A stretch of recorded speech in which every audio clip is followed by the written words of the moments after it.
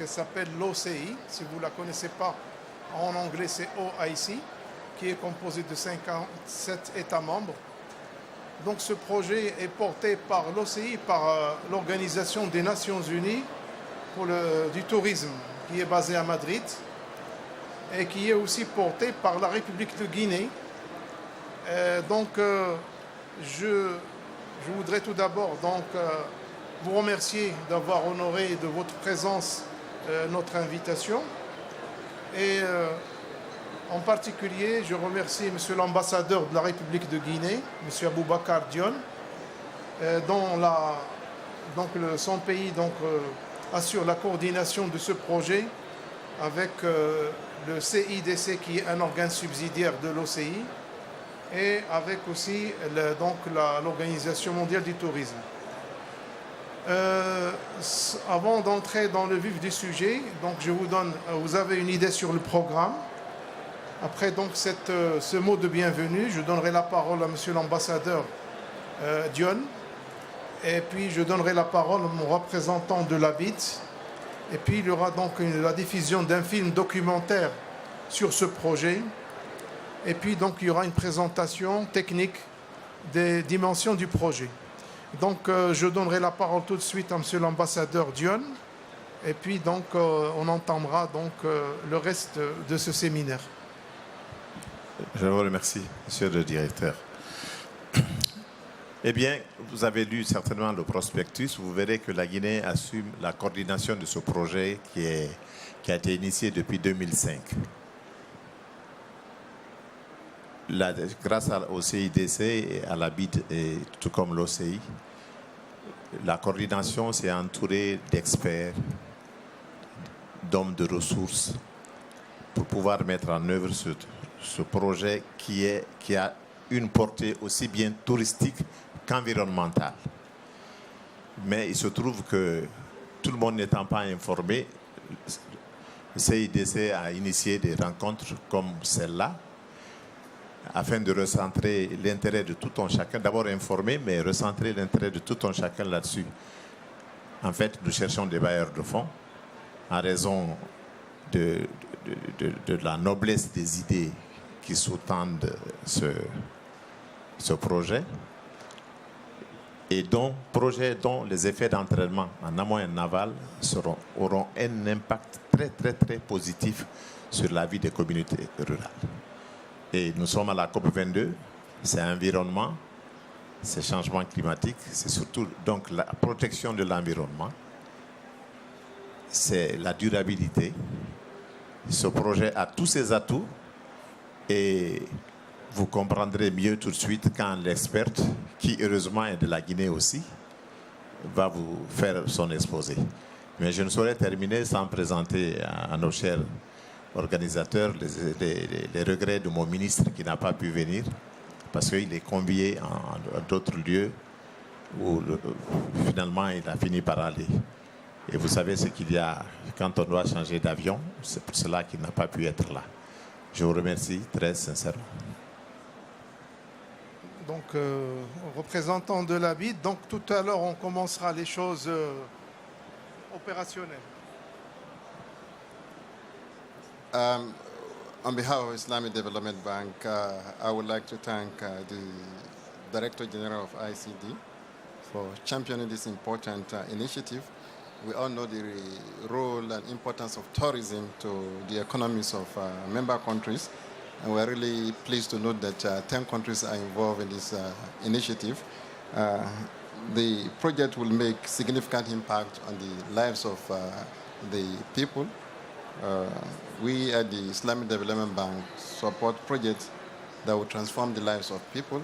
As you know, from the inception of the bank, we have been fighting poverty in all its manifestations in the member countries.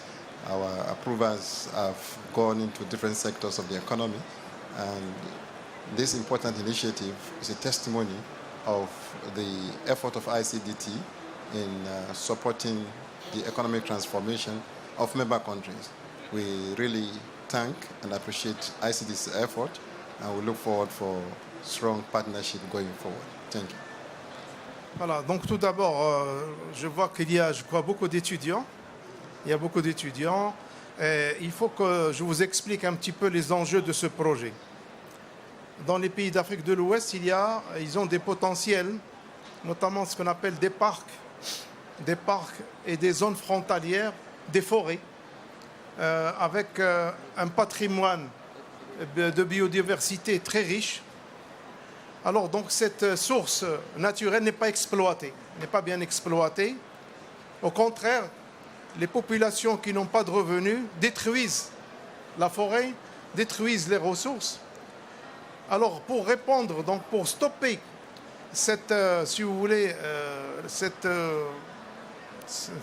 pour éviter le problème de changement climatique et disons cette déperdition des ressources naturelles, on a initié un projet pour les 10 pays où il y a à peu près 5 parcs transfrontaliers et on va aider ces pays à transformer ces régions en sites touristiques, comme un petit peu des gîtes pour permettre, disons, le développement du tourisme vert, du tourisme environnemental. Alors ces régions, on va vous expliquer tout à l'heure, ils sont riches d'abord en termes de ressources hydriques, en termes de forêt, mais aussi en termes de ressources donc animales. Donc c'est presque une forêt vierge avec donc des animaux qui sont aussi en déperdition. Alors ce projet-là, donc il vise d'abord à développer l'écotourisme pour permettre et générer des revenus à ces populations démunies. Deuxièmement, il va permettre de réduire la pauvreté parce qu'il va pouvoir générer des revenus pour ces populations alors qu'ils ne faisaient que contempler un petit peu cet environnement. Donc ça va attrayer un petit peu les touristes étrangers. On va former ces populations à faire des gîtes, des sites d'hébergement, à devenir des guides, etc. Donc ça va toucher aussi à la réduction de la pauvreté. Et in fine, donc on va plus ou moins satisfaire ce que demande donc la communauté internationale, à savoir lutter contre les changements climatiques et préserver la biodiversité. Donc sans trop tarder, c'est un projet qui intéresse des pays et dont la phase de faisabilité, de l'étude de faisabilité est terminée grâce à un financement de la Corée du Sud et de la fondation STEP, qui appartient à l'Organisation mondiale du tourisme. De cet exemple-là, je dirais que le Maroc et d'autres pays peuvent s'en inspirer. Je vais vous donner un exemple. En Namibie, en Afrique du Sud, il y avait des braconniers, le braconnage, c'est-à-dire des gens qui tuaient les éléphants donc pour leur couper les cornes en ivoire et les revendre sur le marché, les trafiquants. Qu'est-ce qu'on a fait? Pour lutter contre ces phénomènes, on a formé ces braconniers, ils sont devenus des guides avec donc des revenus, etc. Donc ce projet-là rentre donc dans le droit fil de cette reconversion un petit peu aussi bien du paysage que de la population pour développer ce qu'on appelle un développement durable et un tourisme durable. Donc on va diffuser un film tout de suite et après je donnerai la parole à ma collègue Kadiatou Diallo, qui est cadre au CIDC, chef de département, qui est de nationalité guinéenne. Donc on lance le film, s'il vous plaît.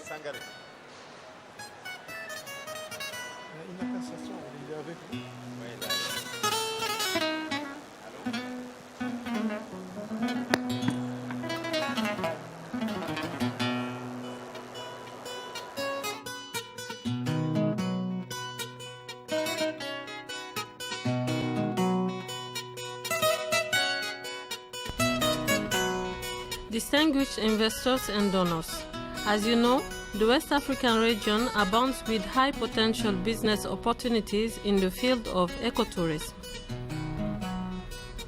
With their exceptional fauna and flora, composed of more than 1,000 species of mammals, birds, reptiles, amphibians, and various plants, many parks and protected areas of this zone are classified as heritage of UNESCO. Since year 2005, 10 West African countries, member states of the Organization of the Islamic Conference, and of the World Tourism Organization, Benin, Burkina Faso, Gambia, Guinea, Guinea-Bissau, Mali, Mauritania, Niger, Senegal and Sierra Leone have been working together for the implementation of a regional project on sustainable tourism development of their cross-border parks and protected areas.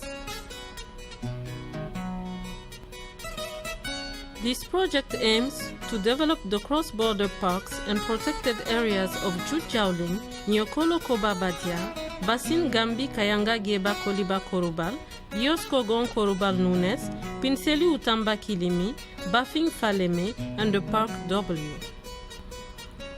This initiative was adopted by the 4th Islamic Conference of Tourist Ministers and the 16th World Tourism Organization General Assembly held in Dakar, Republic of Senegal, respectively on March and December 2005.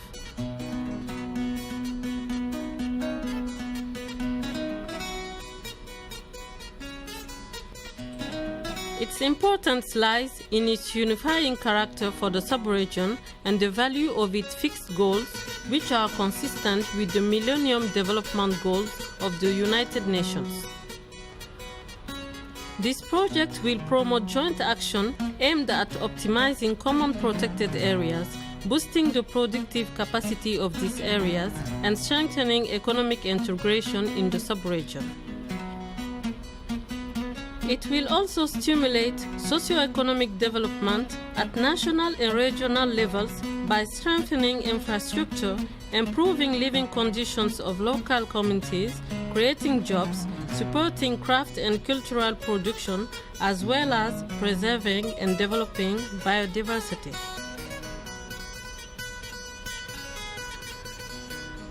In order to ensure an efficient follow-up of the project, the World Tourism Organization was appointed as the executing agency through its regional representation for Africa, and the regional coordination of the project was entrusted to the Republic of Guinea.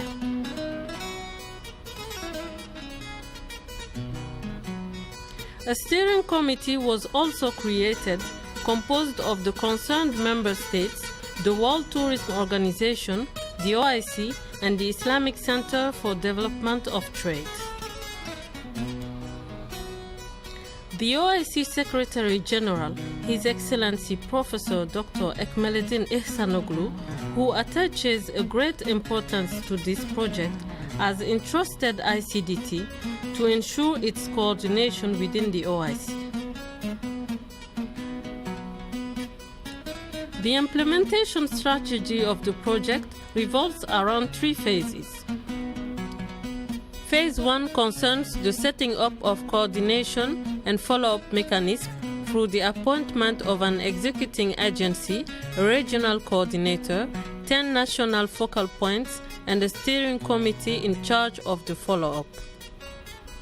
Phase 2 concerns the selection of a consulting firm, as well as the elaboration and the validation of the feasibility study of the project, a lengthy study of great value that has been summarized.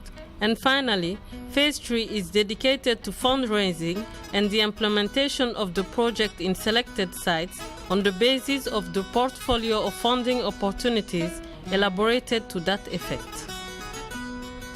Phases 1 and 2 are already implemented with the technical assistance of the World Tourism Organization and of the OIC, as well as with the financial support of the Korea International Cooperation Agency and the STEP Foundation.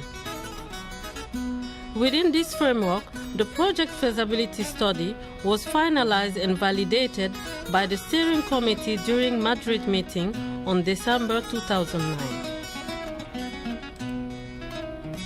During the last meeting held in Casablanca on January 2011, the steering committee of the project also adopted the portfolio of funding opportunities elaborated to mobilize funds needed for the implementation of the project. This portfolio covers 8 themes: biodiversity issues, public sector infrastructure requirements, private sector investment facilitation, product development, poverty reduction, marketing and promotion, legal framework and governance, and ecotourism study in river basins.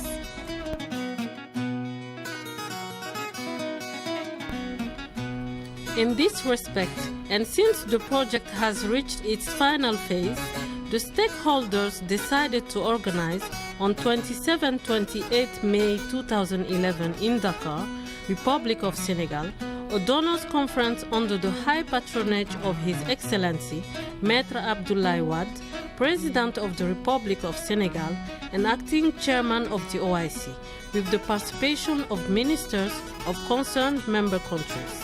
In addition to providing lively information on the project, the feasibility study, and the portfolio of funding opportunities, this draft documentary film being presented here aims at giving to the various donors, investors, funders and participants a vivid idea of the current situation of the 7 parks and protected areas through its parks, fauna, flora, landscape, accommodation, field of competencies, museum, heritage, roads, society, signboards, transportation, dams and bridges.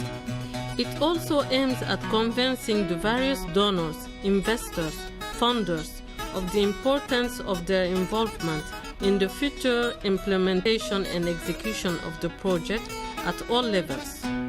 On one hand, the development of tourism environment, arts and craft production, and on the other, the economic, social and cultural development of concerned countries in general and the improvement of the living conditions of local populations in particular.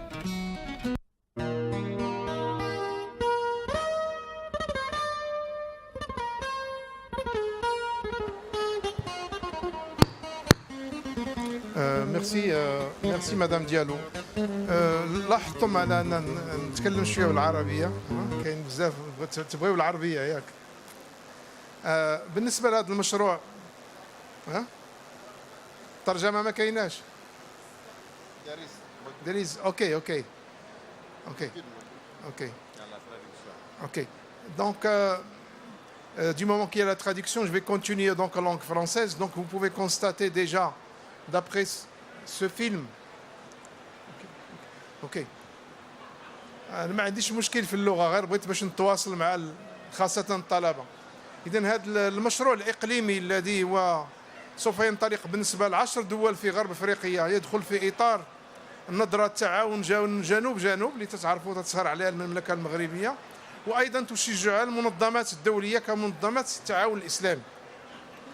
فهذا المشروع الذي تم تمويله، تمويل الدراسة الأولية من طرف كوريا الجنوبية، سوف إذا تم تنفيذه كليا سوف تكون لديه تبعات إيجابية على المحافظة على البيئة، على الحد من الفقر، على الحد من بعض الآفات كالبراكوناج أي الصيد غير المشروع لبعض الحيوانات، حتى أيضا لما يسمى بالتصدي لبعض الآثارات وبعض الموارد الآثارية في هذه المناطق، وسوف يؤدي بطبيعة الحال إلى الزيادة في الدخل للمواطن في هذه المناطق. إذن فهذا المشروع سوف يكون له تحويل كامل للبيئة ولنمط العيش لهذه السكان بدون المساس بثقافتهم الأصلية. أي أن الأمور التي كانت تعتبر يعني جوانب ربما نقص أو ضعف سوف نحولها إلى نقاط قوة، وذلك بتثمين هذه المناطق. وأيضا هذا المشروع فيه أيضا دعاية للسياحة في هذه المناطق، لا يكتفي مثلا بالقيام بمثلا بناء القناطر والسدود التلية ومثلا الحفاظ على البيئة إلى آخره والمواصلات وبناء الفنادق إلى آخره وتأهيل بعض الفنادق القديمة إلى آخره، ولكن هنالك سوف تكون هنالك دعاية وسوف نمكن هذه البلدان من الدعاية لهذه المناطق التي سوف يتم تأهيلها. إذن لكي لا أطيل عليكم سوف نفتح الباب إلى أسئلة بعد نهاية عرض الأخت كاديجا ديالو اللي هي إطار في المركز الإسلامي تنمية التجارة الموجود بمدينة الدار البيضاء، واللي هو جهاز متفرع وتابع لمنظمة التعاون الإسلامي. كما قلت لكم هي ثاني أكبر منظمة بعد منظمة الأمم المتحدة. Madame, vous avez la parole. Merci, Monsieur le directeur. Monsieur le directeur, vous avez la parole. Merci, monsieur le directeur général. Ça va? Les raisons qui ont incité les pays d'Afrique de l'Ouest à lancer ce projet sont multiples. L'Afrique de l'Ouest dispose en effet de nombreux sites naturels attrayants, mais malheureusement, il tire très peu de revenus de ces parcs touristiques comparativement à ses pays voisins. Les pays en fait d'Afrique orientale plutôt et d'Afrique australe. L'on constate sur les parcs concernés par ce projet l'existence de braconnage, la faiblesse des accès routiers et aériens, l'insuffisance des aménagements, la vétusté des infrastructures d'accueil, l'appauvrissement des populations qui vivent autour de ces parcs et aires protégés, l'insuffisance de personnel qualifié et enfin la faible valorisation touristique en fait de ces parcs. Il est opportun de noter que ce projet est en cohérence avec les objectifs de développement durable des Nations Unies, à savoir l'objectif 1, qui est relatif à l'éradication de la pauvreté, la promotion de l'entrepreneuriat, des femmes et des jeunes, et le développement des activités génératrices de revenus.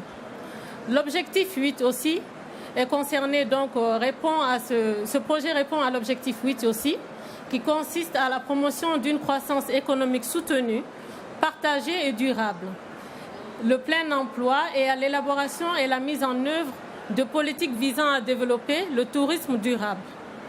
L'objectif 12 aussi, ce projet y répond. Il consiste à établir des modes de consommation et de production durables, à la mise au point et à l'utilisation d'outils de contrôle, la valorisation de la culture et des produits locaux. Et enfin, ce projet répond à l'objectif 15, qui consiste à la préservation des écosystèmes, l'exploitation de façon durable en fait des parcs et aires protégées, des ressources de ces parcs, et à mettre fin à l'appauvrissement de la biodiversité. Voilà, nous avons là la liste des 10 pays d'Afrique de l'Ouest qui sont concernés par ce projet. Nous avons tout d'abord le Bénin, la Gambie, la Guinée-Conakry, qui assure en fait la coordination régionale de ce projet. Nous avons la Guinée-Bissau, le Mali, la Mauritanie, le Niger, le Sénégal, la Sierra Leone et le Burkina Faso. Et les parcs et aires protégés en fait transfrontaliers qui se situent tous les parcs se situent sur au moins 2 des pays précités. Et donc il s'agit des parcs suivants. Donc le parc Djoudjaoling qui est sur le territoire sénégalais et mauritanien. Nous avons le parc Niokolo Koba Badia qui est sur le territoire sénégalais et guinéen. Nous avons les bassins fluviaux aussi qui traversent la Gambie, le Sénégal et la Guinée-Bissau. Nous avons le parc du Rio, Kogon-Korubal-Nunes, qui en fait est sur le territoire de la Guinée-Bissau et de la Guinée-Conakry. Donc le 5e parc, c'est le parc Pinseli-Outamba-Kilimi, qui est sur le territoire sierra-léonais et guinéen. Le 6e parc, c'est le Bafing-Falémé, qui est au Mali et en Guinée à la fois.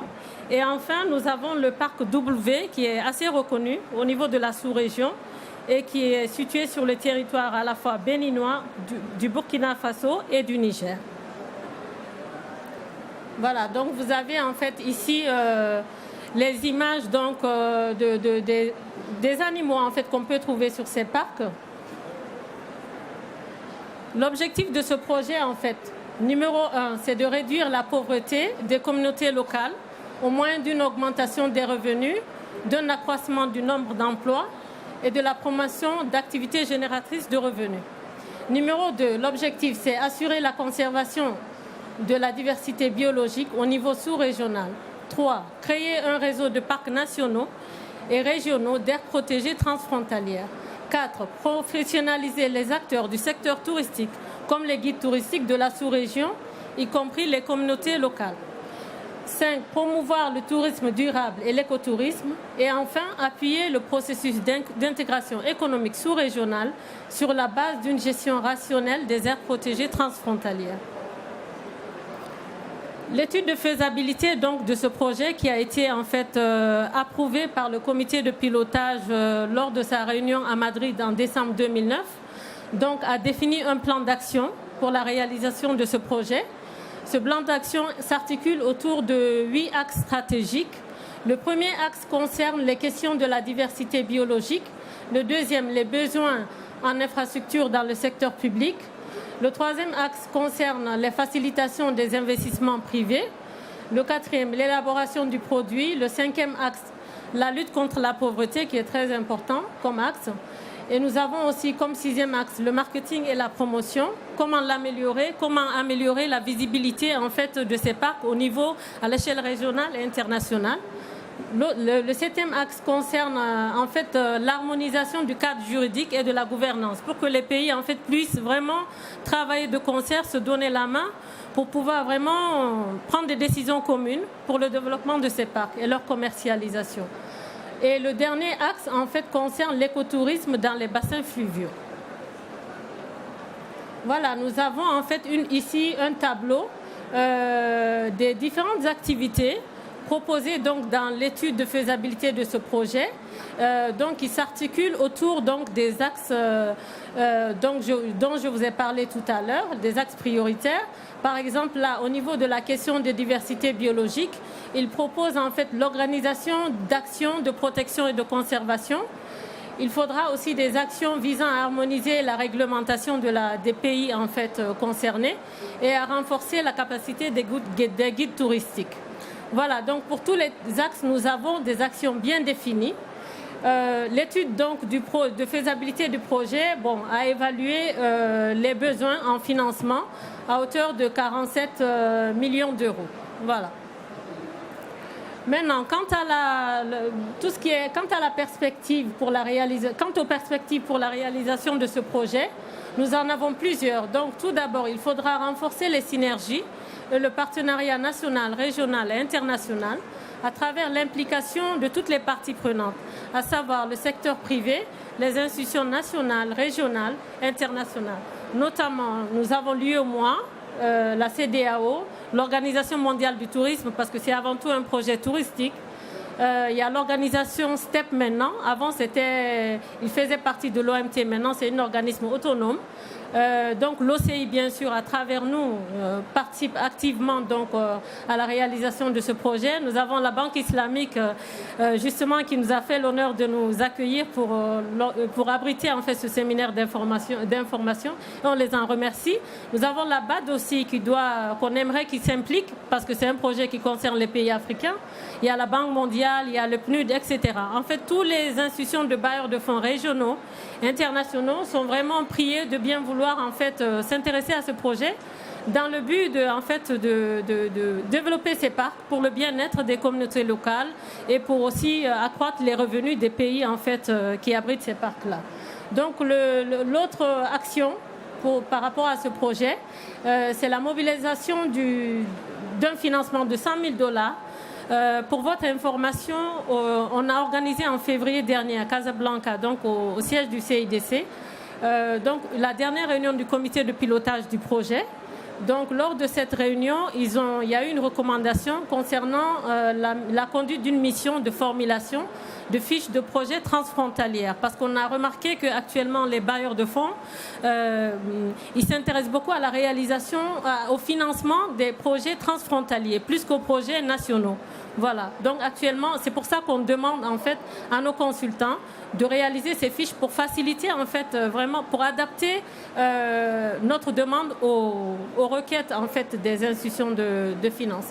Donc pour l'instant, on va commencer par les parcs suivants, 5 parcs qu'on a sélectionnés: le Niokolo-Koba Badiar, le Dju Diaoling, le parc W, le Bafing Falémé et les bassins fluviaux donc qui longent la Gambie, la Guinée-Bissau et le Sénégal. L'autre action encore à mener, c'est de recentrer le projet sur les thématiques prioritaires, à savoir donc numéro 1, la préservation et la conservation de la diversité biologique, pour ne pas en fait qu'ils viennent à disparaître. la lutte contre la pauvreté, bien sûr, renforcer les besoins, l'infrastructure en place, les logements, les gîtes, en fait, et faciliter aussi les investissements privés et l'élaboration du produit.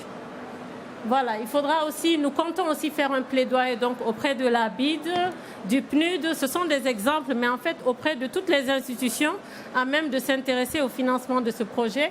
Et enfin, nous comptons solliciter donc l'appui en fait de tous nos partenaires pour en fait l'organisation de la deuxième conférence de bailleurs de fonds relatif à ce projet que nous prévoyons d'organiser en 2017 au second semestre, donc dans l'un des pays concernés. Merci pour votre aimable attention. Merci Madame Diallo. Merci. ما هي الخلاصات والدروس التي يمكن استنتاجها من هذا المشروع؟ أولا أن الفقر أيوة ما في عربي أوكي donc la première des choses, la première leçon, c'est que la pauvreté n'est pas, si vous voulez, une fatalité. Il y a surtout dans les pays d'Afrique qui sont riches en ressources naturelles, etc. Vous avez vu un petit peu dans le film les ressources, les gîtes, les sites, la faune, la flore, etc. Donc les parcours fluviaux, etc. Donc il faudra juste donc qu'il y ait donc une appropriation du projet par les gouvernements et par la population pour améliorer donc le train de vie de ces populations. Deuxième leçon de ces parcs transfrontaliers, c'est que donc au lieu de diviser les frontières, peuvent intégrer les pays. Au lieu qu'ils soient des sources de conflits, ils deviennent des sources d'intégration régionale entre ces pays. Troisième leçon, le tourisme, il n'y a pas que le tourisme balnéaire, il y a aussi le tourisme culturel, comme ici à Marrakech, il y a le tourisme écologique, qui est, je crois, c'est l'avenir. D'ailleurs, la quatrième leçon, c'est qu'il y a des pays qui ont réussi en Afrique de l'Est, notamment en Afrique du Sud, en Afrique australe. Vous avez tous entendu parler des safaris, les safaris pour voir les lions, etc. Donc vous payez donc un tour opérateur qui organise donc la visite de ces parcs nationaux.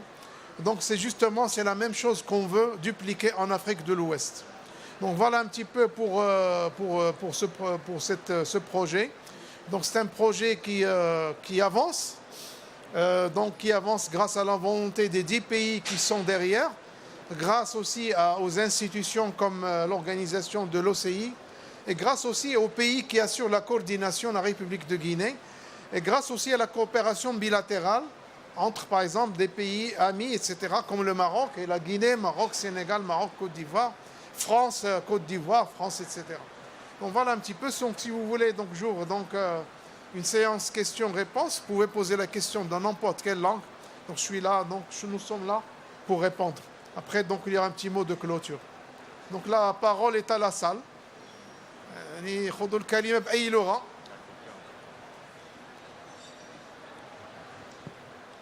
Allô, merci. Moi, c'est Tidiane Sangaré, je viens du Mali. Alors, j'ai été très émerveillé d'apprendre qu'il y a un tel projet qui existe. Je suis du secteur privé. Nous sommes amodiataires de 3 réserves de faune qui sont au Mali, à savoir à côté de Bamako, il y a la forêt classée de la Faya, la réserve totale de Soussan et la réserve partielle de Banifi-Baouli. Et nous sommes conscients des difficultés auxquelles ces réserves sont confrontées. Et si toutefois il y a un tel projet qui existe, surtout ce qui concerne le Mali, il y a le braconnage qui a pratiquement décimé une grande partie de ces espèces animales qui sont dans nos réserves. Quand j'étais de passage ce matin, j'ai vu qu'il y a la rencontre qui doit se tenir. Je me dis, bon, je suis interpellé pour venir voir et comprendre ce qui se passe. Maintenant, ce n'est pas une question, mais c'est juste comment savoir pour intégrer le réseau. Parce que nous sommes du secteur privé. Nous avons commencé les activités, ça fait juste 3 ans. Nous avons signé un contrat avec la Direction nationale des eaux et forêts dans le cadre du partenariat public-privé pour la gestion de ces domaines, dont l'objectif c'est le cotourisme, comme on appelle, à l'intérieur de ces réserves. Alors, moi je voudrais savoir quelle est la procédure ou bien le mécanisme pour intégrer le réseau ou bien pour comprendre les activités du réseau. Et si toutefois, on peut prendre en compte aussi certaines forêts qui sont amodiées à des privés, dont ces privés sont en train d'apporter des actions concrètes dans le cadre de la protection et la sauvegarde aussi des espèces, non seulement en faune, mais aussi, comme on appelle, en flore, dans ces différentes réserves. C'est ce que je voulais dire. Merci. Très bien. Donc, excellente question. Comment associer le privé? Comme vous le savez, depuis un certain temps, tout le monde le connaît, donc il y a donc l'État un petit peu s'est retiré de la gestion de certains services publics. Et de plus en plus, surtout depuis le gouvernement de Margaret Thatcher en Grande-Bretagne, il y a eu un mouvement, donc un petit peu de privatisation, etc., qui a touché presque tous les pays dans notre pays, le Maroc. Alors justement, une des composantes de l'étude de faisabilité qui est disponible sur le site du CIDC, c'est la partie PPP, c'est-à-dire le partenariat public-privé. Comment vous pouvez procéder? Il y a un point focal dans chaque pays. Le Mali est déjà, il fait partie du projet. Il a assisté à toutes les réunions et il a déjà présenté les segments, les projets nationaux, les segments maliens. Donc il suffit de contacter le ministère du Tourisme du Mali. Il y a donc une cellule à l'intérieur donc, qui s'occupe de ça. Donc on va vous distribuer là une copie de l'étude de faisabilité. Si vous pouvez donner, s'il vous plaît, également au podium. Donc contactez donc le point focal au Mali qui s'occupe donc de cette affaire. Voilà. Mais en tout cas, c'est une question pertinente. Sans PPP, on ne peut rien réaliser. Comme vous le savez, les modes de gestion de services publics, il n'y a plus toujours donc de gestion directe par l'État. Donc il y a donc ce qu'on appelle donc la gestion déléguée. Il y a aussi donc plusieurs formules de PPP. Il y a aussi même des formules qu'on appelle BOT, Build, Operate and Transfer. Build, BOT, معروفة, le BOT, c'est-à-dire on donne à une entreprise privée, il monte le projet, il l'exploite pendant une période, il le cède.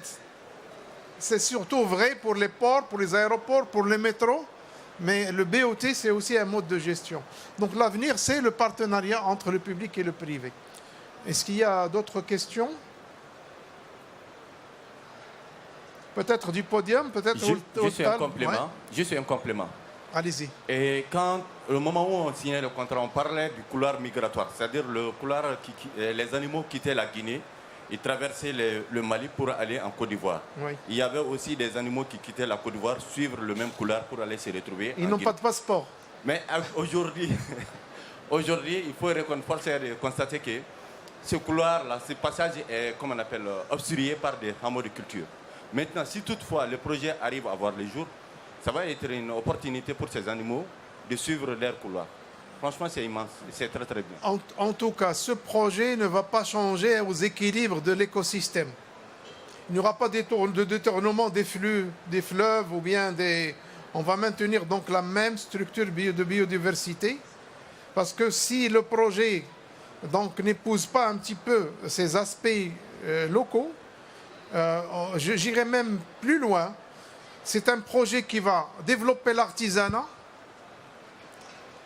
grâce à la venue de touristes sur le site. Ça va développer aussi les produits organiques locaux, comme le miel, etc. Voilà, l'huile et le beurre de karité, etc. Donc, au-delà du tourisme, du fait de louer les auberges, etc., il y a la vente des produits d'artisanat, comme l'argan, par exemple, au Maroc, comme le miel de forêt, etc. Donc, ce projet-là est très porteur et on est là justement à la COP22 pour tirer, disons, l'attention des principaux opérateurs pour qu'ils soient présents à la prochaine réunion des bailleurs de fonds qui aura lieu probablement l'année prochaine, soit au Maroc, soit dans un pays d'Afrique subsaharienne. S'il y a d'autres questions, vous pouvez poser les questions en arabe ou en anglais. Voilà, donc peut-être, si vous le talbez un petit mot, la Mauritanie est partie prenante de ce projet et on espère que la BID puisse s'associer à ce projet qui n'est pas un projet touristique à 100%. Il y a un aspect biodiversité, infrastructure, réduction de la pauvreté. Justement, il y à la BID un fonds qui s'appelle le Fonds islamique de développement. Oui, je pense que, vous savez, nous sommes déjà assez présents, particulièrement dans la zone. Tout à l'heure, je parlais, madame, quand elle faisait sa présentation, elle avait touché à l'un des bassins les plus importants et qui souffre de ce programme que nous avons fait, mais qui sont structurants, c'est celui du bassin du fleuve Sénégal, particulièrement les parcs qui sont dans cette zone. Nous avons également, par le passé, eu certaines requêtes, dont certaines sont passées au niveau de l'OCI. Mais vous savez, je pense que potentiellement, tout est possible avec le PAM. Nous avons besoin souvent pour ce genre de projet qu'il y ait une certaine collaboration. Madame tendait tout à l'heure de régional, parce qu'en fait, les problèmes sont souvent transfrontaliers. Exactement. C'est particulièrement au niveau de cette problématique. Exactement. Nous sommes au Rwanda, la procédure est tellement claire que peut-être il va tout simplement l'activer au niveau du groupe des pays qui sont concernés ou qui sont porteurs de cette initiative régionale. Bien évidemment, des organisations comme la vôtre ont également certaines possibilités et certaines orientations par rapport à ces thématiques qu'il nous plairait d'envisager dans notre coopération avec ces pays. Ceci étant dit, j'en profite quand même pour remercier son Excellence, Monsieur l'Ambassadeur qui est là, qui a voulu lui-même être présent avec nous, avec son équipe et la Guinée, et avec les pays avec lesquels nous avons une très forte collaboration, dont nous en sommes fiers. Et je dirais un dernier mot, c'est l'un de nos pays fondateurs. Et quand on est fondateur, on a quelque part un droit particulier sur la vente, parce qu'on a été à l'initiative de son accouchement et de sa création. Exactement. De sa procréation, du moins. Merci, Sioul Tal. Donc, Kenchi As'ila Khora.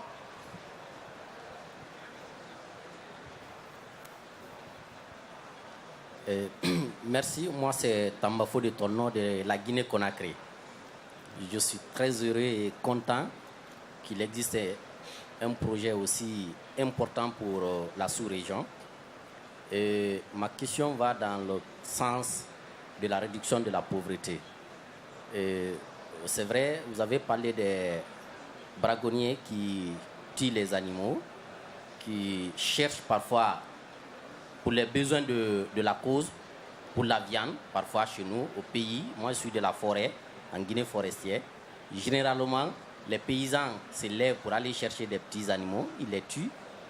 Et quelles sont les stratégies que vous allez mettre en place, que le projet va mettre en place pour éviter, parce que vous allez leur dire de ne pas les tuer, mais s'il n'y a pas une stratégie, pour les besoins de la cause, ils vont aller à l'encontre de la sensibilisation. Donc, quelles sont les stratégies concrètes mises en place par le projet pour pouvoir vraiment freiner ce phénomène? Très bien. Donc, le projet a plusieurs composantes. Donc, ma collègue l'a si bien démontré tout à l'heure.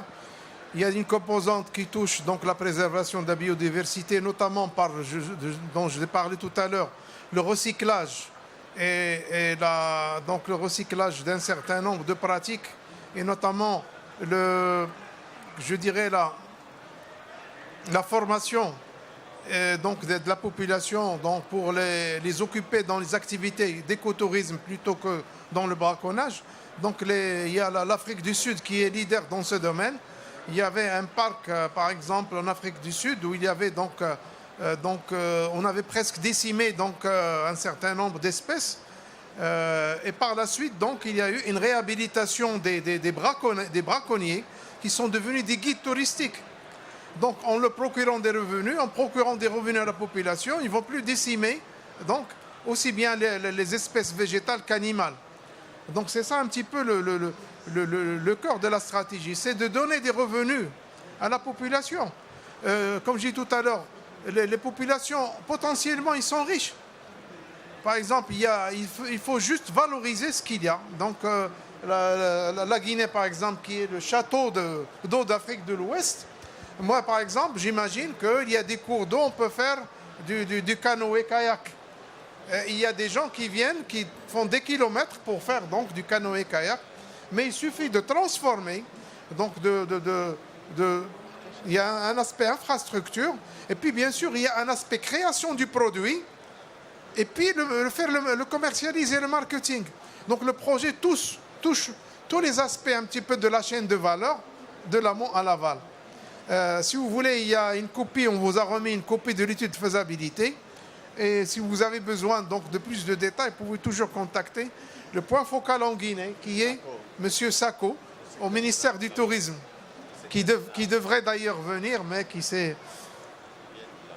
نسمعوا الطلبة والطالبات ما سمعناش شي صوت ديالكم كل شيء واضح اوكي si on a encore 10 minutes 10 دقائق كاين شي اسئله الحضور un petit mot.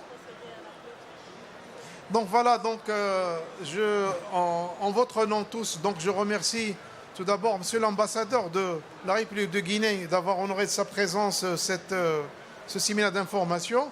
Bien sûr, je remercie donc la Banque islamique de développement, sans laquelle on n'aurait pas tenu cet événement, qui a mis à notre disposition aussi bien la salle que les traducteurs, que je remercie vivement les gens qui s'occupent de l'éclairage du son également.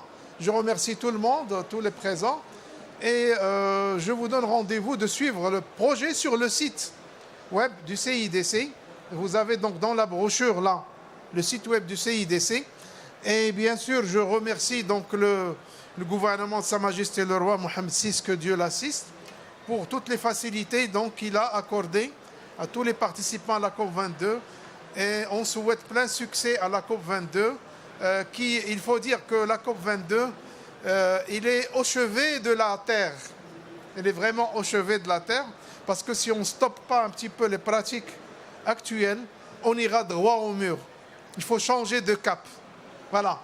Donc, نتمنى لكم يعني مقام طيب في مراكش الناس اللي ماشي من مراكش. Et on vous verra, Inch'Allah, à un autre séminaire. Merci beaucoup.